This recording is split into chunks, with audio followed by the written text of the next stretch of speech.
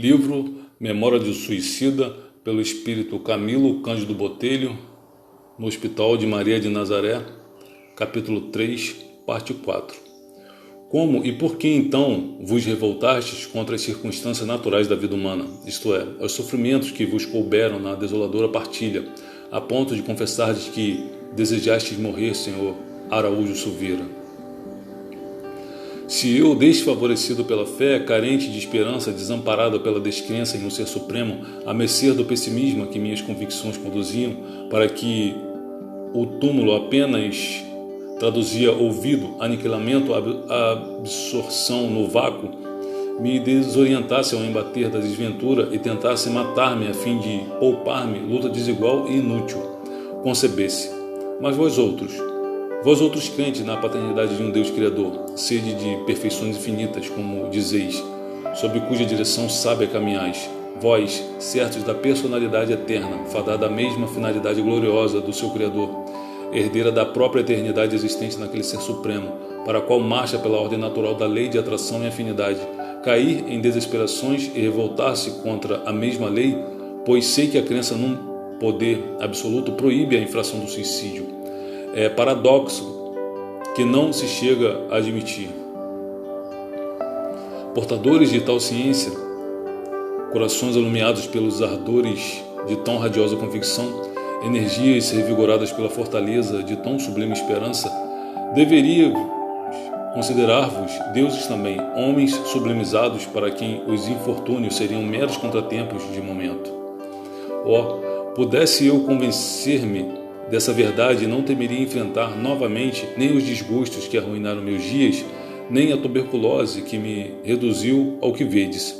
Revidou com lógica férrea e o discípulo de Conte, cuja sinceridade me despertou simpatia. E agora, qual a opinião de Vossa Senhoria sobre o momento presente? Que explicaste a filosofia contista para o que se passa? Interroguei cheio de curiosidade, interessando-me pelo debate. Nada, respondeu simplesmente.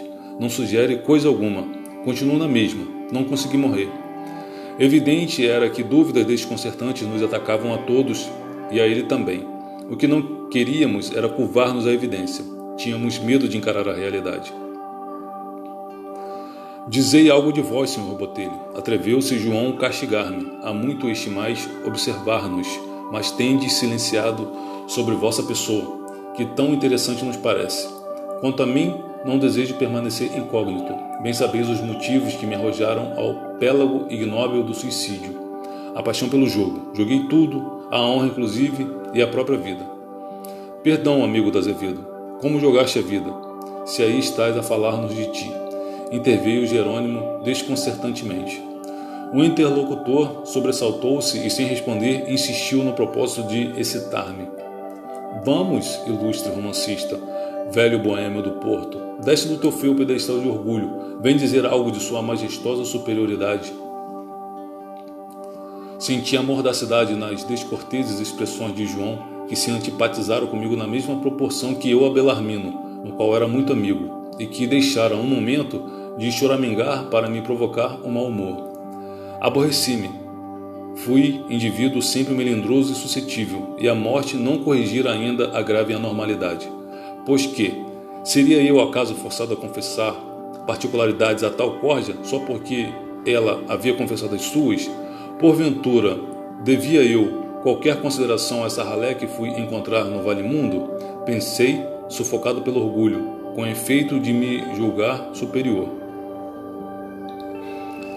A consideração que aos companheiros de infortúnio o meu mau senso negava, a mim mesmo continuava dispensando gratamente, entendendo que, se para lá eu também me vira arremessado, era que no meu caso existira injustiça calamitosa, que eu não merecera a repressão por ser melhor, mais digno, mais credor de favores do que os outros que comigo lá se haviam homiziado. Fosse como fosse, preferiria não me expandir, porque o meu orgulho a tanto não me animava. Todavia, personagens de nossa infeliz categoria não se acham à altura de sopitar impulsos do pensamento calando expansões diante de afins. Tampouco sabem dominar emoções, furtando-se a vergonha das devassas no campo íntimo, em presença de estranhos.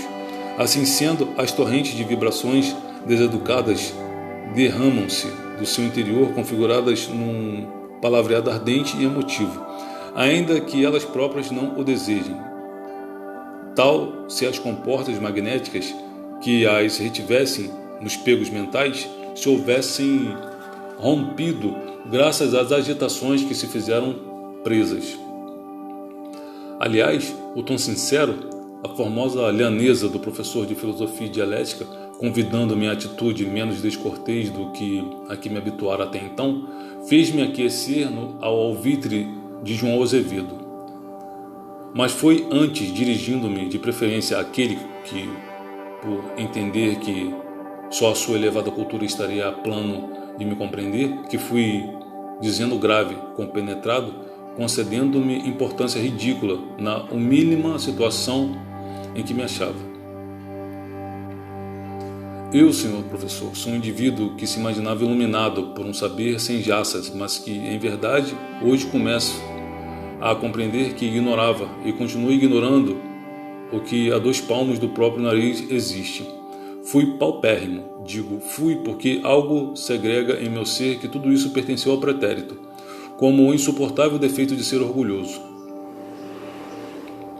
Um homem, finalmente, que não descria da existência de um ser superior presidindo a sua criação, é certo, mas que, considerando-o uma incógnita a desafiar possibilidades humanas de lhe decifrar os enigmas, não somente deixava de associar o respeito a esse ser à sua vida, como principalmente não lhe dava quaisquer satisfações do que fazia ou pretendia para regá-lo dos próprios caprichos e paixões.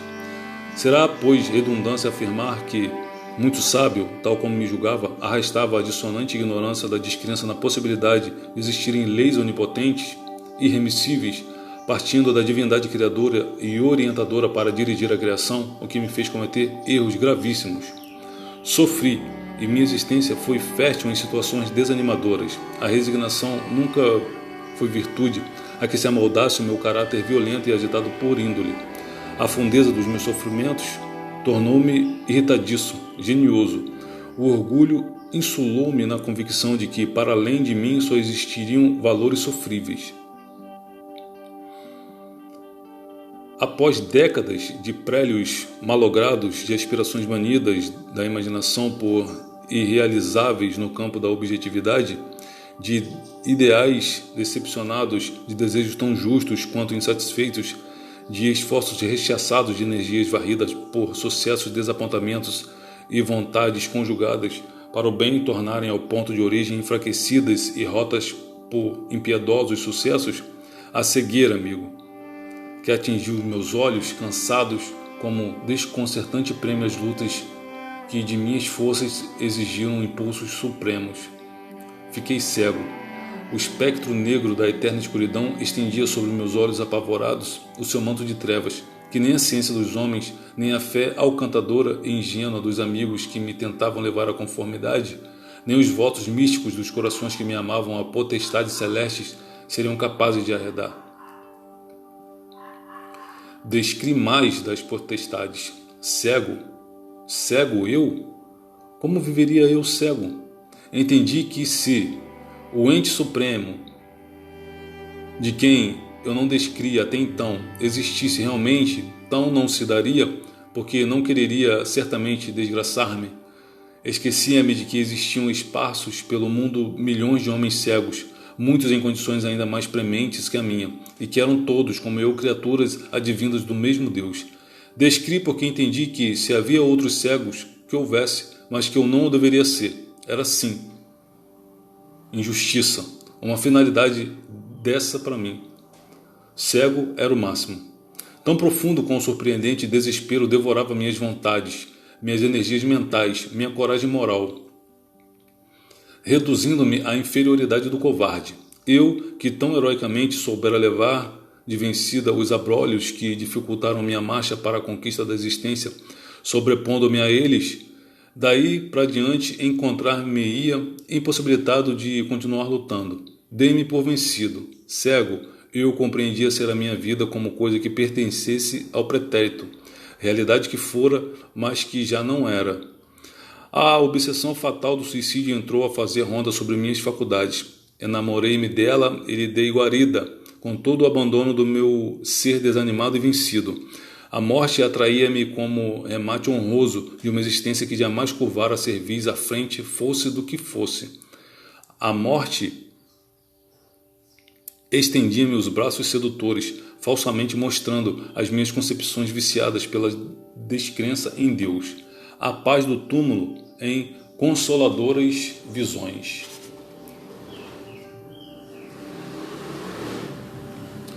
Firmada a resolução sobre sugestões doentias, acabrunhado e a sós com a minha superlativa desgraça, insocorrido pelo sereno consolador da fé que teria suavizado a ardência do meu íntimo desespero, excitada a imaginação já de si mesma, audaz e ardente, criei um romance dolorido a respeito de mim mesmo e, considerando-me Marte, condenei-me sem apelação.